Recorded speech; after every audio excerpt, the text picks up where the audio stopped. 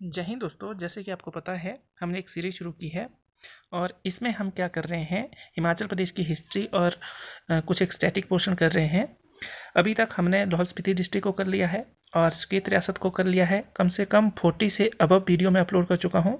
अगर अभी तक आपने नहीं देखा है तो आप यूट्यूब में बिहारी क्वेस्ट टाइप करके इस चैनल के होम पेज में वीडियोस और प्लेलिस्ट में जाकर इन वीडियो को देख सकते हैं। ये वीडियो आपको कहाँ कहाँ हेल्प करेगी, तो हिमाचल प्रदेश का क्लर्क का, पीएचडी का, टीएसटी का, पंचायत ऑडिटर, कंडक्टर, एचएस, नायब तहसीलदार, वेलफेयर तहसील ऑफिसर, इन सारे के सारे एग्ज़ाम में ये वीडियो आपको हेल्प कर सकती है।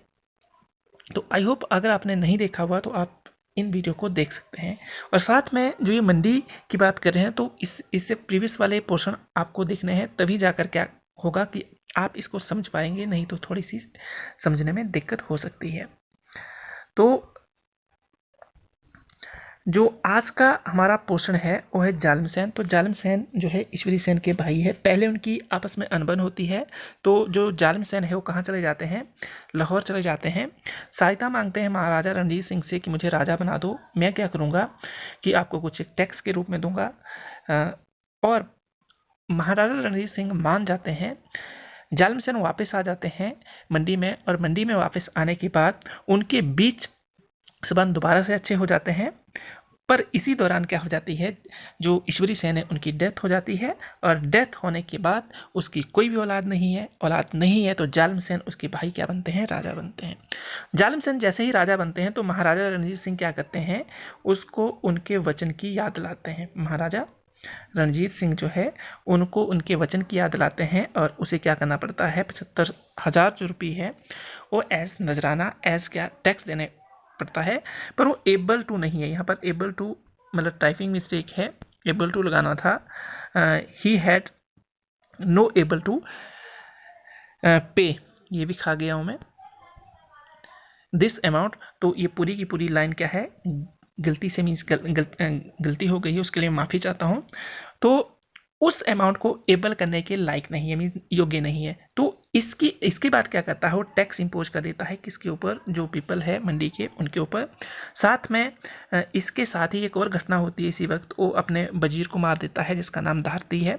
और ये धारती ही है जिसने लाहौर कैंपेन में उसकी हेल्प की थी। तो इससे भी लोग क्या होते हैं, रुष्ट हो जाते हैं। सुलापुर एक रीजन है जो कहलूर का राजा है, और साथ में मंडी का राजा जो है आपका जालिम सेन, उनके बीच डिस्प्यूट का रीजन है। जो आपका सराज और रोपल जो है वो कुल्लू और जालिम सेन के समय में डिस्प्यूट का रीजन रहा है। इसके साथ ही वो एक अलायंस बनाता है किसके साथ, लहना के साथ, कि मुझे मेरी हेल्प करो कौन कौन से रीजन को पाने के लिए। ये जो थारा है,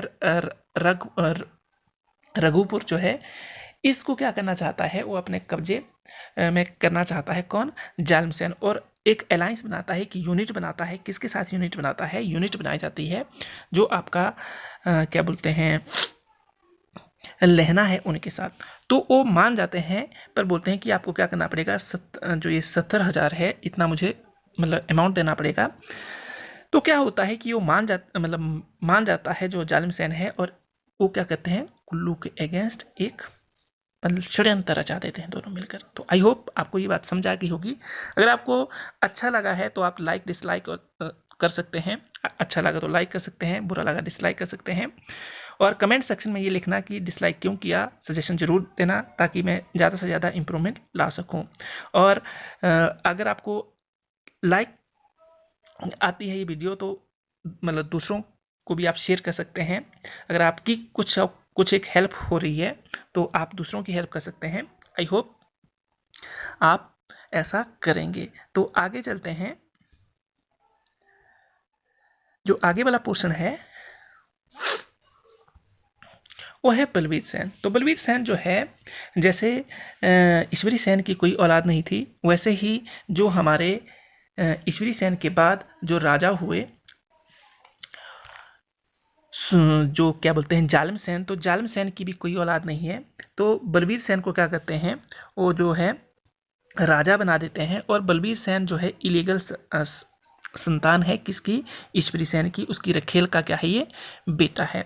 और इसके समय में कुछ एक घटनाएं होती है। पहली घटना आपको याद रखनी है, इसके समय में जो है बिगने जो यात्री है वो मंडी आता है और वो अपनी जो राइटिंग है उसमें लिखता है कि मंडी में क्या थी, सती प्रथा थी। तो ये आपको अच्छे से याद रखना है कि सती प्रथा का उसने वर्णन दिया है।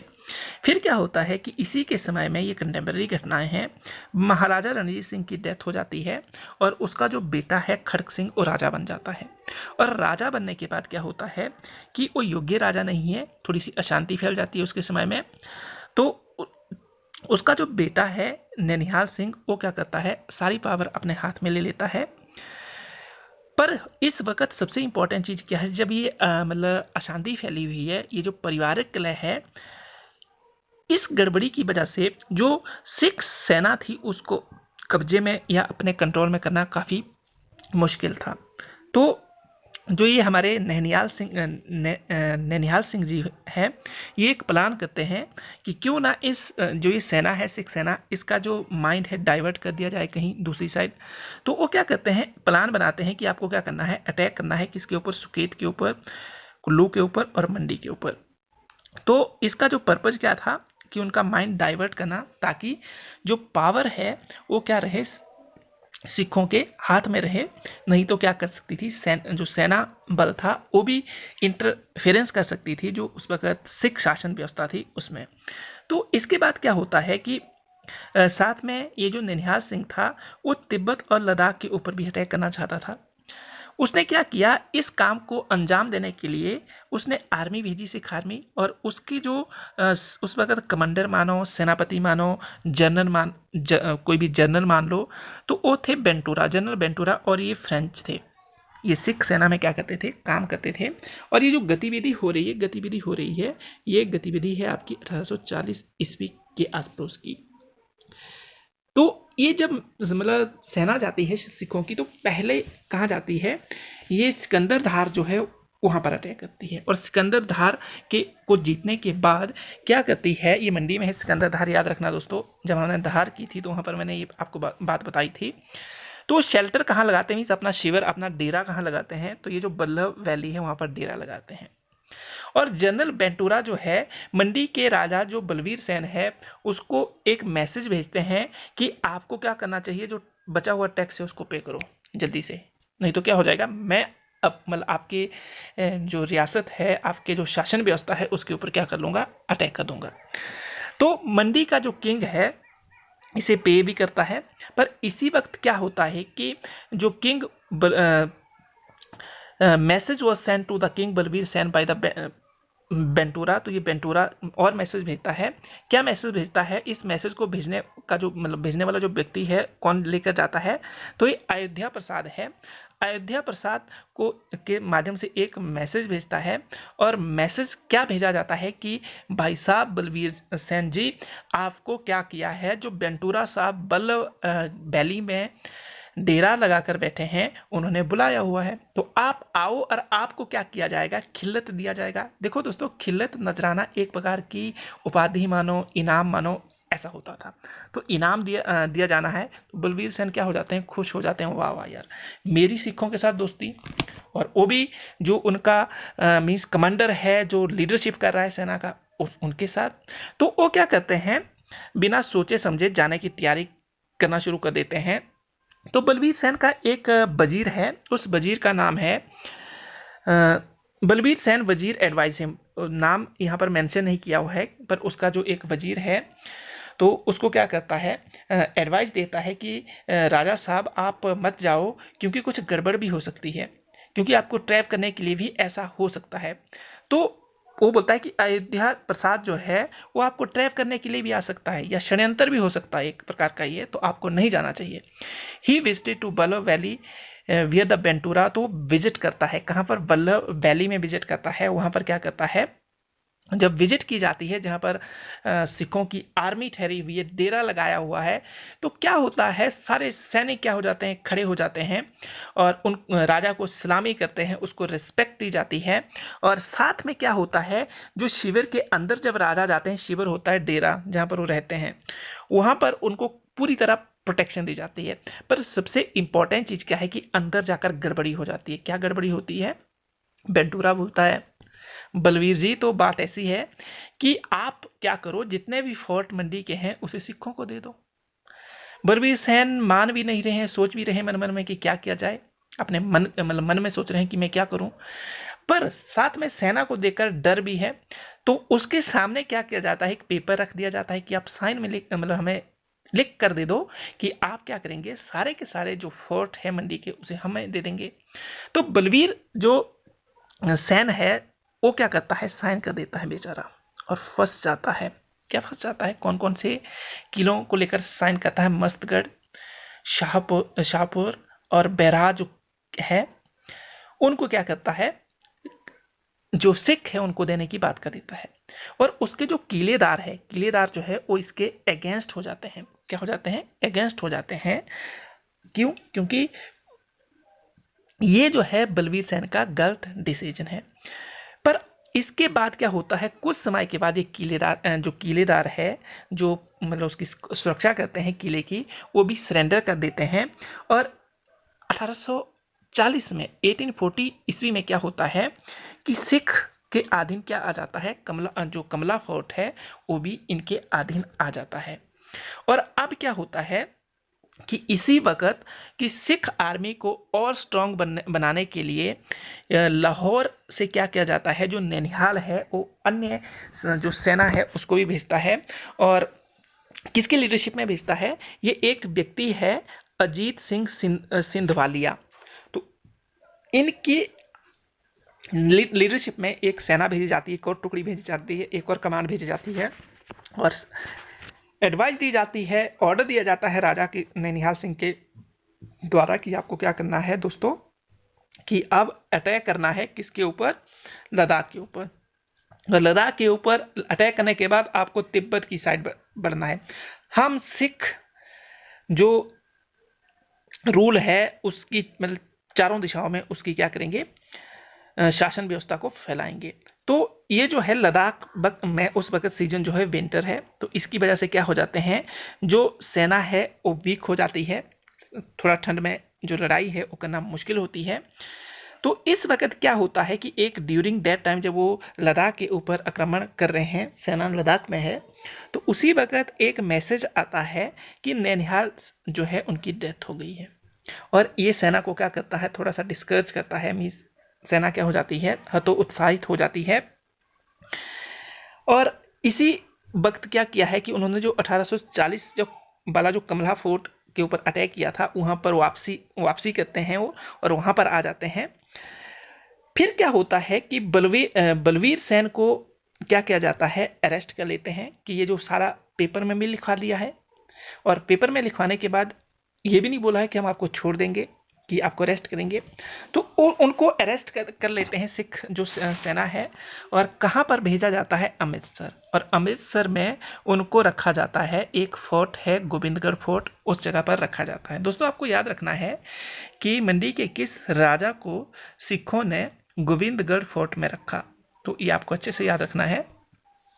तो नेक्स्ट वन जो है, नेक्स्ट वन स्लाइड में देखते हैं, जो नेक्स्ट वाला पोर्शन है, बलवीर सेन और साथ में सिख की जो आपस में क्या बोलते हैं टसल हो रही है, उसके बारे में हम बात कर रहे हैं। तो होता क्या है कि एक कमांड जो है सिखों की वो मंडी में रखी जाती है, कि अब क्या करना है कि आपको भी देखना है भाई साहब कि यहाँ बीच में वजीर वगैरह या लोग क्या हो जाएं, सिखों के अगेंस्ट ना हो जाए, क्योंकि उनके राजा को ले गए हो। तो एक बड़ी मिस हैपनिंग थी। तो होता क्या है कि जो ये पर्सन है जिसकी लीडरशिप में एक टुकड़ी रखी जाती है सेना की मंडी में, उस व्यक्ति का नाम है कलोनल जो सॉरी इसको कर्नल फॉल्कस। तो इसको क्या किया जाता है, वहाँ पर ये कमांड का हेड बना दिया जाता है, और सारी कार्य व्यवस्था जो है ये व्यक्ति करता है। और ये जो है एक ब्रिटिशर है ये भी, और सिख आर्मी में क्या करता है, लाइक बेंटूरा की तरह ये भी क्या करता है, काम करता है। बेंटूरा अटैक्ड ऑन कुल्लू, तो ये मैं बता चुका हूँ, मंडी के ऊपर अटैक किया। मंडी पीपल किल्ड फॉलकास्ट। तो होता क्या है कि मंडी के लोग ये जो उन्होंने एक जो कमांडर टाइप या सेनापति टाइप नियुक्त किया था उसको मार देते हैं। साथ में इसी वक्त क्या होता है कि जो सिख है, सिख क्या करते हैं, शेख गुलाम मोईउद्दीन को मंडी में टैक्स कलेक्ट करने के लिए भेजते हैं कि जाओ, अब जो फॉलकास्ट था उसकी तो डेथ हो गई है, तो अब आपको क्या करना है कि मंडी में जाकर टैक्स को कलेक्ट करना है, आपको ये काम दिया जाता है। तो जब ये जाता है वहाँ पर जो ये हमारा गुलाम मोईउद्दीन है, तो टैक्स कलेक्ट करता है। इस वर्क से पसंद हो जाते हैं जो सिख मीन्स उस वक्त राजा है, वो काफ़ी पसंद हो जाता है और उसको सूबेदार बना देता है लाहौर का। तो ये आई होप आपको ये बात अच्छे से पता चल गई होगी। A servant whose name was Upadha. अब होता क्या है कि जैसे नैनीहाल की मतलब जो आपके अभी पीछे हमने डेथ की जो न्यूज़ सुनी हुई है, उससे पहले क्या कर दिया था, अरेस्ट कर लिया था जो आपका बलवीर सेन थे और उसको कहाँ रख दिया था, आपका जो गोविंदगढ़ किला था उसमें रख दिया था। तो होता क्या है यहाँ पर कि जो आपका एक वजीर मानो, एक दोस्त मानो, एक सर्वेंट मानो, ये मंडी का है उपाधा, वो लाहौर जाता है और लाहौर में क्या करता है, प्रे करता है कि आप क्या करो, बलवीर सेन को फ्री कर दो। और साथ में ये प्रेडिक्ट भी करता है जो नैनीहाल मतलब ये जो अभी नैनीहाल सिंह की डेथ नहीं हुई उससे पहले की घटना है, तो प्रेडिक्ट भी करता है कि शेर सिंह क्या होगा आने वाले समय में, क्या बनेगा, किंग बनेगा। तो शेर सिंह बोलता मैं इस बात के ऊपर विश्वास कैसे करूं। और जो ये सर्वेंट जो उपाधा है ये बोलता है कि अगर ये ट्रू हुआ तो आप क्या करोगे, जो बलवीर सेन को सिख सेना ने अरेस्ट करके रखा है तो उसको आप क्या करोगे, छोड़ दोगे। और ये एग्रीड हो जाता है बिल्कुल। और होता क्या है कि 5 दिसंबर 1840 में नैनीहाल जो सिंह है उसकी डेथ हो जाती है और शेर सिंह क्या बनते हैं, राजा बनते हैं। तो वो काफ़ी खुश होता है कि ये तो बिल्कुल सही बात हो गई, मैं राजा बन गया। और उसने क्या किया कि जो हमारे बलवीर सेन थे उसको जो गोविंदगढ़ किला था वहाँ से छोड़ दिया। साथ में जब सिख सेना ने मंडी के ऊपर अटैक किया था तो वहाँ की एक देवी थी, उसकी मूर्ति थी, उस देवी का नाम था रूपेश्वरी देवी, और उस मूर्ति को भी क्या करता है, बलवीर सेन को सौंप देता है। अब सबसे इंपॉर्टेंट चीज़ क्या है, जो which was brought by the Sikh army from Kamla fort. तो ये जो कमला फोर्ट था वहाँ से ये जो रूपेश्वरी की मूर्ति थी वो लाई गई थी, उसको वापस कर देता है। और बलवीर सेन क्या करता है कि मई 1841 में दोबारा से मंडी वापस आ जाता है और मंडी की शासन व्यवस्था संभालता है। तो आई होप आपको पता चल गया होगा। अगर पता नहीं चला तो आप कमेंट सेक्शन में लिख सकते हैं। पर अगर प्रीवियस टाइम की आपने वीडियो नहीं देखी हुई है तो थोड़ा सा दिक्कत हो सकती है, क्योंकि कुछ एक बातें ऐसी है जो पीछे कर चुके हैं और यहाँ आपको नहीं बताई जा रही है, तो इससे क्या हो सकती है, थोड़ी बहुत आपको समझने में दिक्कत हो सकती है। इसलिए पहले प्रीवियस टाइम की वीडियो जरूर देखिएगा। तो महाराजा रणजीत सिंह इस तरह कुछ देखने को मिलते थे, आप देख सकते हैं। उसके बाद ये जनरल बेंटूरा जी है जो फ्रेंच थे और जो सिख सेना में क्या थे, कमांडर थे। कुल्लू आपका सुकेत वाला रीजन और साथ में लद्दाख और तिब्बत की साइड जब सिख आर्मी ने अटैक किया तो ये उस वक्त लीडरशिप कर रहे थे।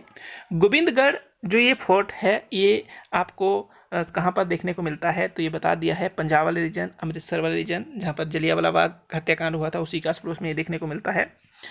तो ये आप देख सकते हैं कि किस तरह का ये छाया चित्र है, काफ़ी ब्यूटीफुल है ये। अगर आप विजिट करना चाहते हैं तो यहाँ पर विजिट कर सकते हैं। नेक्स्ट वन जो इम्पोर्टेंट आंसर है वो कल के जो क्वेश्चन थे उसके आंसर है, हु कैन मेक लेजिस्लेटिव। तो ये पहला क्वेश्चन था कि जो लेजिस्लेटिव होती है, विधान परिषद होती है, उसको कौन बनाता है। तो ये संसद का काम होता है। किसका काम होता है, ये संसद का काम होता है। संसद अपनी मर्जी से नहीं बनाती है। जो हमारी विधान सभा होती है, विधानसभा क्या करती है कि जो स्पष्ट बहुमत होता है उससे एक प्रस्ताव पास करती है और साथ में जो प्रेजेंट टाइम में जो उपस्थित सदस्य होते हैं उनका मतलब 1/3 मत होना चाहिए। उसके बाद क्या होता है, ये प्रपोजल संसद के पास जाता है और संसद क्या करती है कि इसे साधारण बहुमत से पास कर देती है और क्या बन जाता है, किसी भी राज्य में एक जो लेजिस्लेटिव काउंसिल होती है जिसको हम विधान परिषद बोलते हैं वो बन जाती है। तो आई होप आपको ये बात समझ आ गई होगी। और आर्टिकल 169 इससे डील करता है। तो आगे मैं इसका मीन्स आपको डायग्राम भी दिखाऊंगा। In which part of India Nagara style temple are mostly found. तो आगे मैं बताऊंगा ये डिटेल में। पर जो हमारा उत्तरी भारत है, नॉर्दर्न पार्ट ऑफ इंडिया है, देखो दोस्तों 3 तरह की शैलियाँ हैं हमारे मंदिरों के लिए।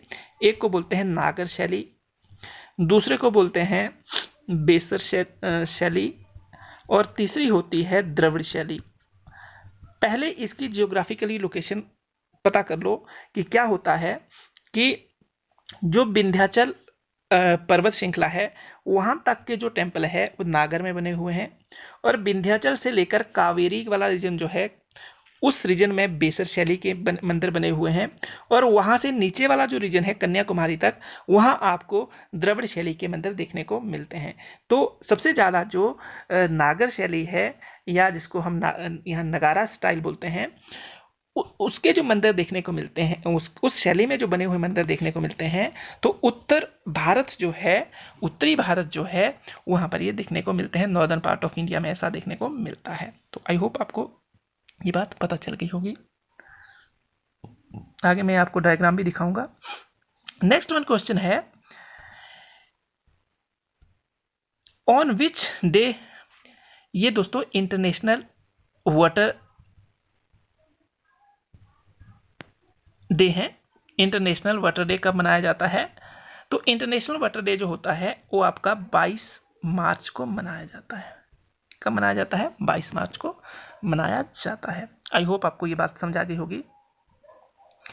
नेक्स्ट वन है, rainbow is formed due to which process. तो ये डिस्पर्जन होता है। क्या होता है? डिस्पर्जन होता है। इंग्लिश में इसको डिस्पर्जन बोलते हैं।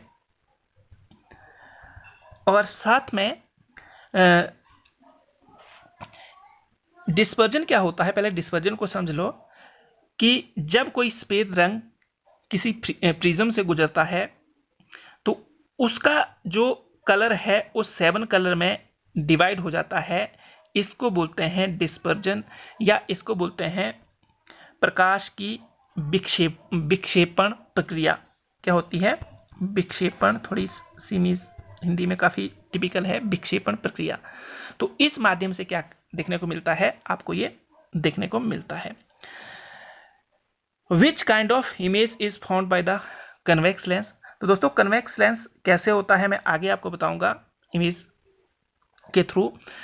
तो ये इस तरह का कुछ देखने को मिलता है, और इसमें जो इमेज बनती है वो क्या होती है? रियल होती है, और साथ में क्या होती है? छोटी होती है। रियल होती है, छोटी होती है, और क्या होती है? उल्टी भी होती है। क्या होती है? उल्टी भी होती है। तो आई होप आपको ये बात अच्छे से पता चल गई होगी। और इसका यूज़ कहाँ कहाँ होता है? तो जो हमारी माइक्रोस्कोप होती है वहाँ पर इसका यूज़ होता है। जो डॉक्टर आपके होते हैं जब वो आपके कान चेक करते हैं, नाक चेक करते हैं, तो वहाँ पर जो लेंस लगा होता है वहाँ पर इसका यूज होता है।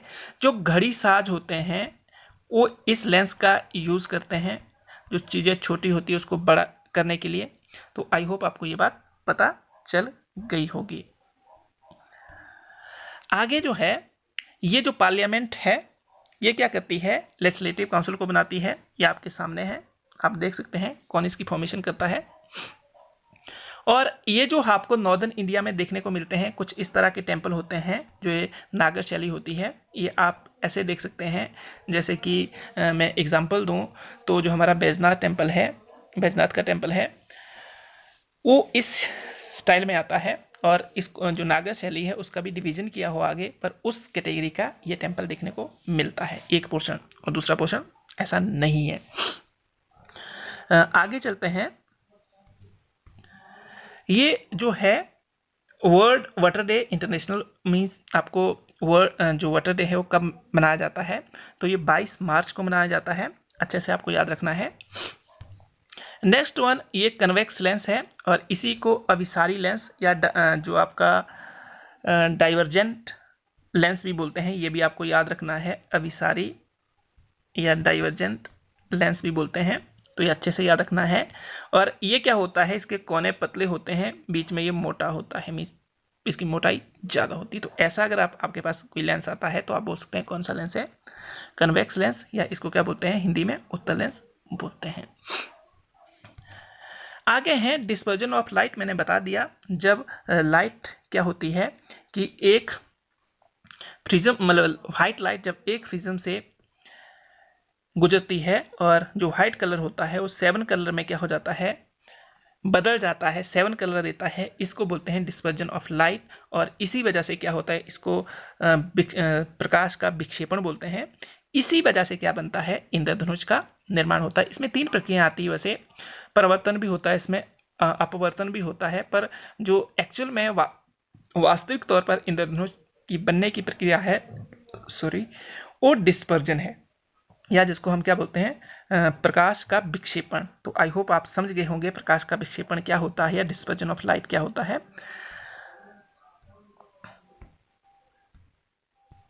और आगे आज के कुछ एक क्वेश्चन है, which house of legislative is called upper house. ये आपको इसका आंसर देना है कि किस विधानसभा के सदन को ऊपरी सदन कहा जाता है।